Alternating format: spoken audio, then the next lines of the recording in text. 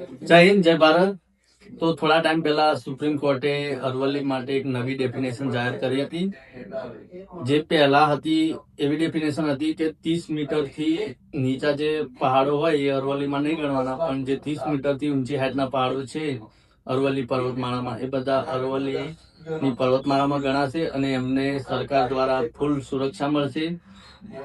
જ્યાં કોઈ માઇનિંગ ના કરી શકે, બાંધકામ ના કરી શકે, પહાડોની નુકસાન ના કરી શકે, વૃક્ષો ના કાપી શકે, એના માટે પહેલા સુરક્ષા મળતી હતી।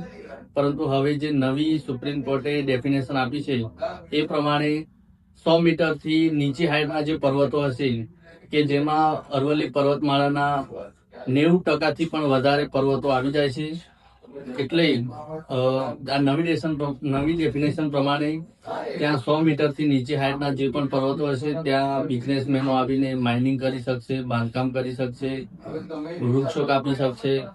એટલે આ બધું ના થાય એ માટે અમે થોડા ટાઈમમાં આવેદન આપવાના છીએ સરકારશ્રીને।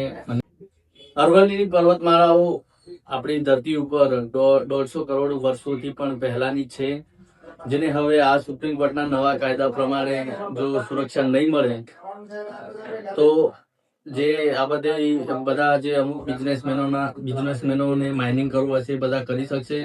એટલે અત્યારે રાજસ્થાન, હરિયાણા અને ગુજરાતના ઘણા બધા યુવાનો અને સમાજ સેવા કાર્યકર્તાઓ પ્રોટેસ્ટ કરી રહ્યા છે, એટલે અમે પણ આ લડાઈમાં જોડાઈ ગયા છીએ। હવે તો બધા યુવાનોને મારી વિનંતી કે આપણી જે આ ધરોહર છે અરવલ્લીની પર્વતમાળાઓ, જેના લીધે આપણને શુદ્ધ હવા, શુદ્ધ પાણી અને જે આ રાજસ્થાનનું રણ જે વધે છે એને અટકાવવામાં વચ્ચે અરવલ્લીની પર્વતમાળાઓ મદદરૂપ થાય છે।